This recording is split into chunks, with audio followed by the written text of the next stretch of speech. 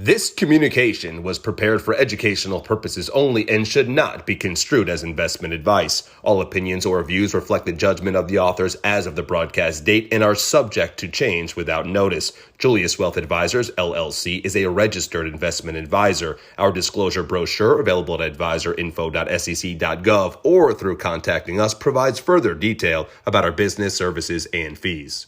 Yay!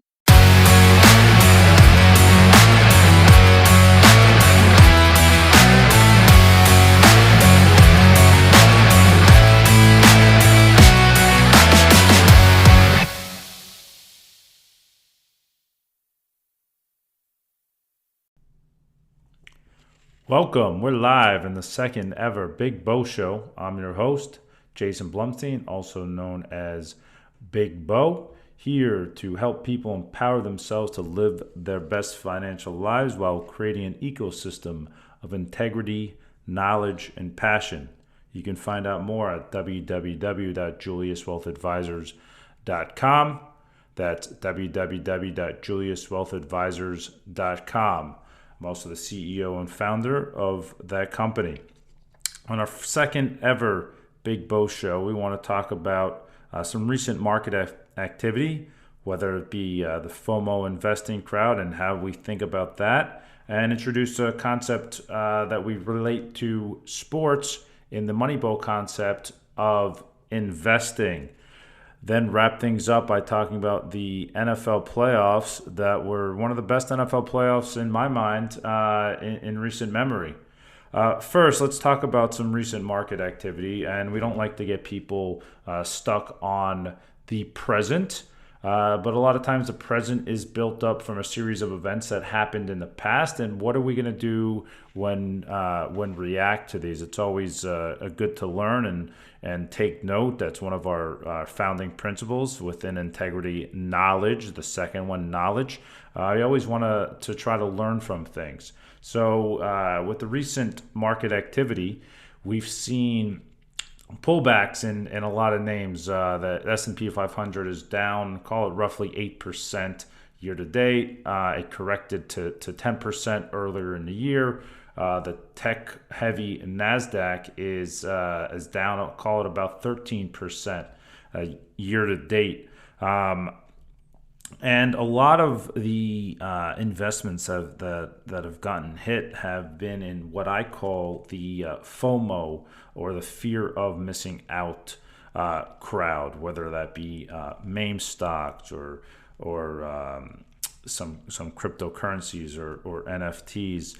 And I'm not here to tell you, whether these were good or bad investments. What I'm here to tell you is, just to understand what you own and to sort of how to think through this.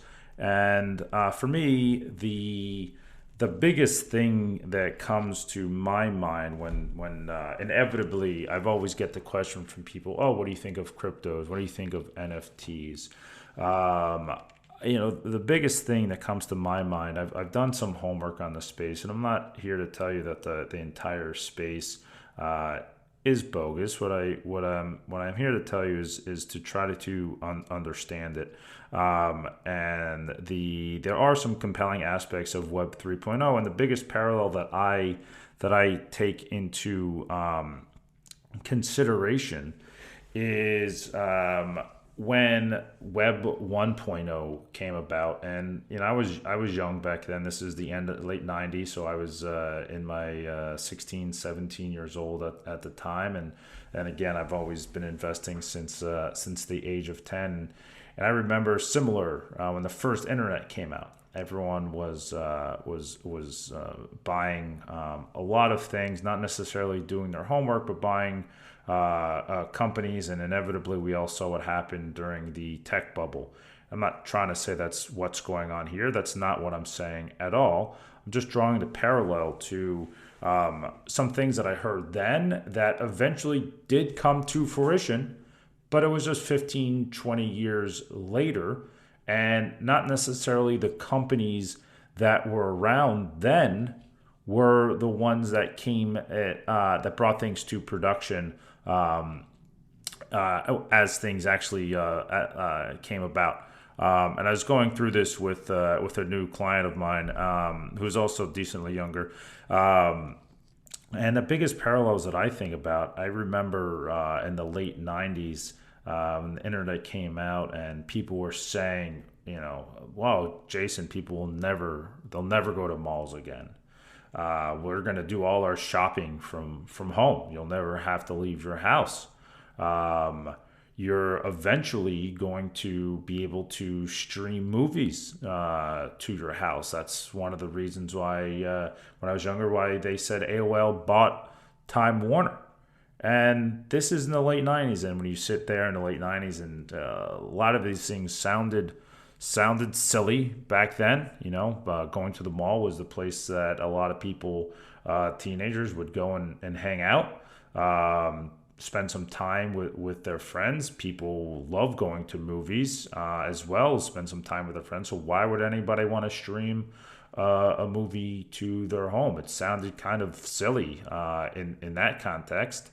But inevitably, it did happen, right? I can't remember the last time I went to the mall. Actually, I think I took my kids to the mall maybe like 5-6 months ago, but it wasn't to go to the mall. It was to go to a indoor golf putt place in the mall, not necessarily for the mall itself. And I actually first went to my first movie in 2 years. A lot of that was due to COVID. But again, it's a lot more convenient to watch a movie with my kids and my wife at my home versus schlepping to the movie theater. The only issue was that the companies that were saying they're going to bring this whole new world, if you will, to people in the late 90s, weren't the ones that did it today, right? If you think about it, Amazon, which started off just as a silly concept of who is going to buy books at online. And instead of going to Barnes & Noble, well, they took over the book space. And now they're the ones that, instead of going to the mall, you just go to Amazon. However, this took about 15, 20 years to play out and to get into the minds of the American people and the global people. Now, did AOL, Time Warner, are they the ones that brought streaming to the home? No, they're not. Netflix did that, right? So I'm not here to tell you, when you talk about some of these investments that everyone's talking, oh, this is the future. This is the future. Now they could be right about this is the future. A lot of times, all the time, and that's the definition of the future. No one really knows what's going to happen in the future. What I'm saying is that sometimes it's not necessarily those companies that are telling you about the future today that are actually going to bring you the future, because things typically take more time than one realizes. Also, when you think about a business, and this is as we get into the whole Moneyball concept, when you think about a business, which is what you inevitably own if you're investing in the quote-unquote stock market, right? I try to talk to people and tell people about when they talk about the stock market, or it's an intangible being. Well, make it tangible. Make it tangible in the sense that what you actually own is an equity ownership piece of a business. And like it or not, America is a capitalistic country. And if you're in a capitalistic country, the businesses need to make profits at the end of the day to stay in business, right? So if you own a company and they don't necessarily make profits now, or they're promising profits 10 years from now, 15 years from now, what have it, well, not only will things take time, but they might not have the time if they're not making profits. And this is the whole Moneyball concept. If you think back, I know I talk about food, football, and finance on this show. But as I mentioned earlier in my first show, I am a big sports fan as well, and I grew up playing two sports in both football and baseball, and I'm a huge baseball fan as well. And in baseball, I remember growing up watching the Oakland A's, and Billy Beane created this whole concept of Moneyball. And he came up with this concept because he just grew frustrated with the Oakland A's doing decently well, but then when their star players like a Jason Giambi or Johnny Damon, their big contracts came up, the bigger market teams, whether it be the Red Sox or the Yankees, would offer them big money to take their highlight reel type statistics, and the A's couldn't really compete. So he started looking at different statistics of what actually makes a good ball player a good ball player. And they weren't necessarily the highlight reel statistics that other people were utilizing, like home runs, which, yeah, sells tickets, but not necessarily is going to win you the championship.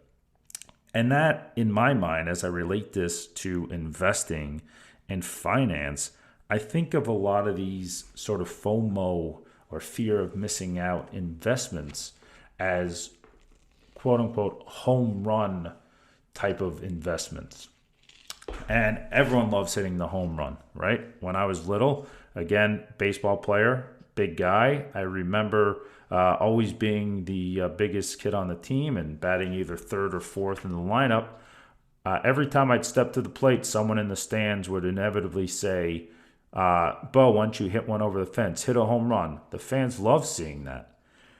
But that's not always what the team necessarily needed. And I remember my coaches, mainly my dad at the time, would tell me, just focus, hit a single up the middle, right? Single up the middle puts the defense in motion, puts the pressure on the defense, get people on base, move them over. Getting on base and moving people over time, as the Billy Beane concept put out, is what you need to do to score runs. You score runs, you score more runs than your opponent, you win the baseball game. And that's the end of the game. You can hit 4 solo home runs, which doesn't necessarily win you the game, versus a team that just gets on base, moves them over, and scores 5 runs to win the game. Yeah, those 4 solo home runs look great, and I'm sure one of them will make the SportsCenter highlight reel, but you still lost. And investing, that's how I kind of think about what inevitably is the goal. The goal is to win the championship for yourself, for your family, whatever your goal may be. Your goal is to win the championship. Just like sports teams, you might win a few games, you might be have the most catches, the most steals, but if your team doesn't win the championship, most of the times you as the individual are not necessarily remembered. It's the team that gets remembered. And this is why I love the parallels to sports. So if you think about what relates to hitting singles and doubles, is focusing that you actually own a business. And what does a business need to do? They need to make profits to exist. And how do you value a business? You value a business typically on the profits and the cash flow that one can expect over time from the business. And you want to look for businesses that are highly profitable, and that's a measure of return on equity. So you give your equity, which is your dollars, to start a business. What type of returns are you going to get on your equity? The higher the returns on equity typically tells you that there's a moat or a barrier to entry around those businesses, and it's much harder to destroy those businesses. And a lot of them not necessarily are very are very FOMO-like, if you will. But they get you to the place to eventually win the championship. And this isn't just me speaking. This is something that Warren Buffett and Charlie Munger have been doing throughout their careers. And with this said, I'm going to play you a short clip of the 1998 Berkshire Hathaway Annual Meeting when someone asked Buffett a question and he answers it as such. Please listen. My name is Warren Hayes. I'm from Chicago, Illinois. I understand from various publications like Outstanding Investor Digest that many of the best value investors are buying high-quality, multinational Japanese companies that are trading below net working capital value. Do you agree that these values exist in Japan, and would you consider the purchase of some of them? Well, Henry Emerson, who publishes the Outstanding Investor Digest, is here, so I will give a tout on it. I read the Outstanding Investor Digest, OID, and it's a very good publication, and I have read some of the commentary about Japanese securities. We've looked at securities in all major markets, and we certainly looked at them in Japan, particularly in recent years when the Nikkei has so underperformed the S&P here.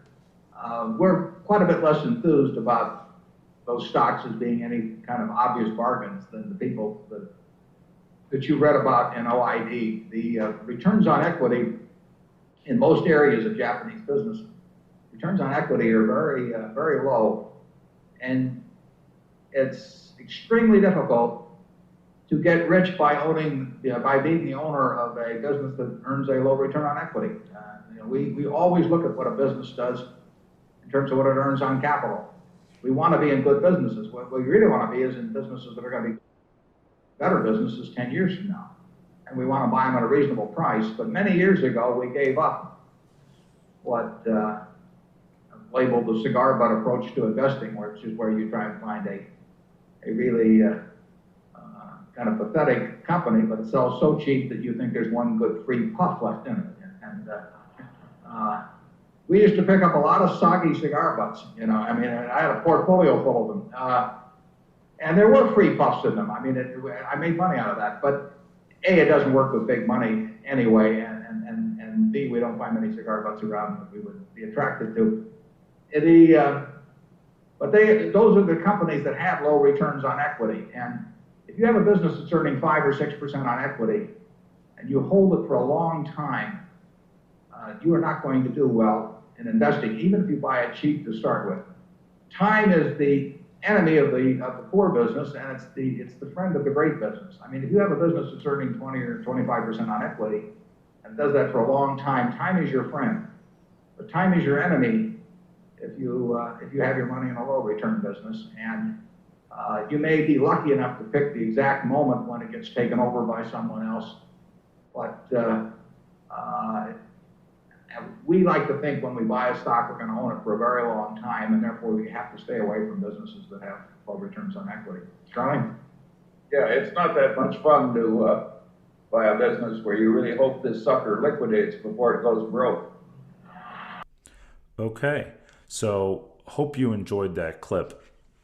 Now let's sort of dissect that and some of the things that I thought were interesting from that clip that Mr. Buffett and Mr. Munger discussed. The first thing that jumps out to me is when they talk about that time is the friend of a great business and the enemy of a poor business. And they look at the friend of a great business through the measure of return on equity. That is what a company returns on its capital, and it's a measure of quality. And why is that the friend of a good business and the enemy of a bad business? Because if you aren't getting cash flows and returns from your business, you're eventually, over time, going to erode your business and be forced to either sell your business or potentially go out of business. As Munger joked at the end, yeah, you can try to hold on and hope that a company buys a poor business. But at the end of the day, as I joke around with people a fair amount, hope isn't a strategy. Hope is not a strategy, my friends.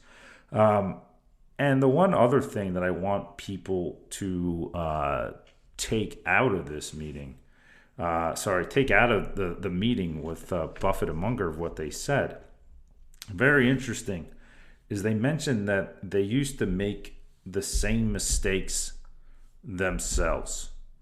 And a lot of people don't realize, which they also talked about, was that Berkshire Hathaway was one of those mistakes. Berkshire Hathaway was actually a company that they bought that went out of business, and they wrote it to get out of business. And that's an interesting line there, because it's okay to make mistakes in life. You can make mistakes, and a lot of times people learn from mistakes, and that's how we grow, and that's how we get better. But the key, like they stated, and what I'm a believer in as well, is to learn from your mistakes, to always get better, to try your hardest. Yeah, you're going to fall, but you got to get back up, and you got to learn from your mistakes. That's a genuine life lesson, but it's also a great lesson as you talk about investing and creating sustainable wealth. And like I said on my first podcast, a lot of times you have to know what you know, and it's also more important to know, in my opinion, what you don't know. And for things that you don't know, it's typically a good idea to ask for help. So when it comes to investing and creating wealth, think about the Moneyball concept. Maybe you want to go watch the movie or read the book over the weekend, but getting singles, doubles, maybe a triple, and as I've always been told growing up playing baseball, if you hit a home run, that's inevitably a mistake. A home run should be a mistake. And if you hit singles, doubles, triples, get them over, score more runs, win the game, win the championship, that's what's going to create the sustainable wealth that you deserve. And that goes into the NFL playoffs. We are a couple days past the Super Bowl here, which was a great Super Bowl, and probably one of the best, again, in my opinion, playoffs that I've seen since being alive. Interesting stat here: the final 7 games of the playoffs were all decided by 7 points or less. Even the Pro Bowl, which I wasn't including in those 7 games, but even the Pro Bowl was decided by less than 7 points. You had arguably the best divisional round of all time, which was punctuated by the miraculous Bills and Chiefs game.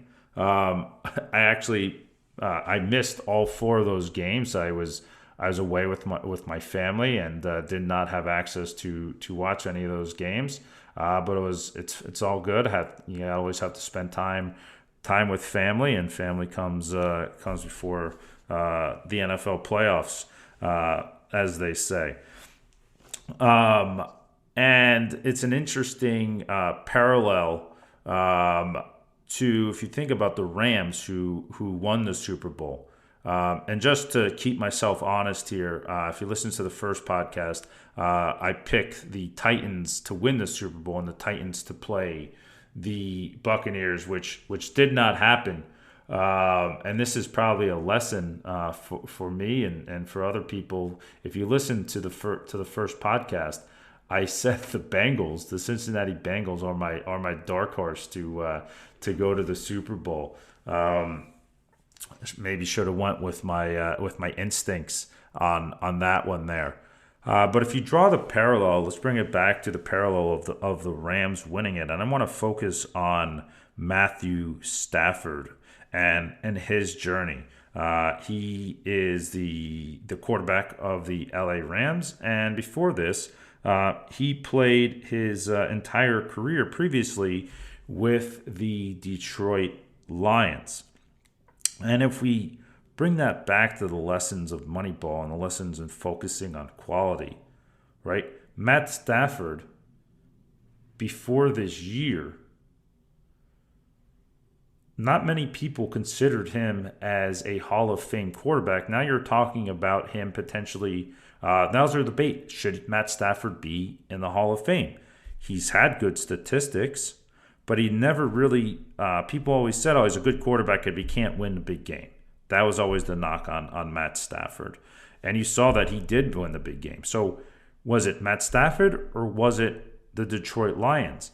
And not to totally diss the Detroit Lions, it's just statistics. They're not the best franchise out there, folks. So you might say that the Lions are a low ROE or return on equity team, right? So you had a player that was in a bad environment, in a low return on equity environment, and went to a higher quality franchise in the Rams and surrounded himself with quality players and a quality coach and a winning franchise.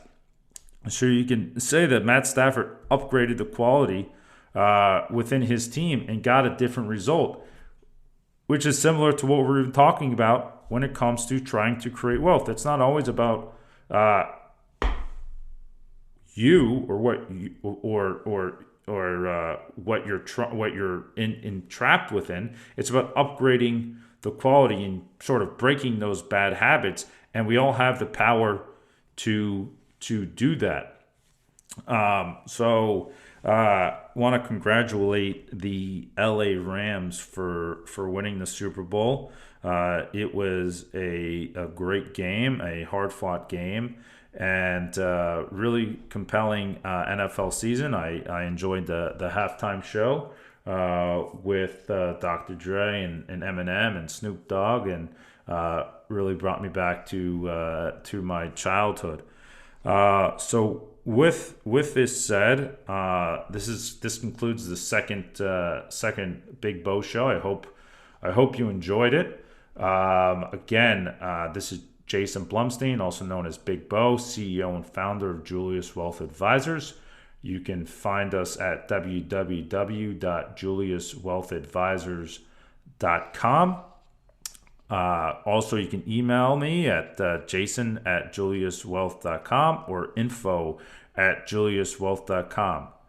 So in the end, I leave you with always live a life of integrity, live a life of trying to gain and obtain as much knowledge as you can, and always live a life of your passions. Do stuff that you're passionate about, and the wealth should come to you, living a wealthy life. All the best until next time.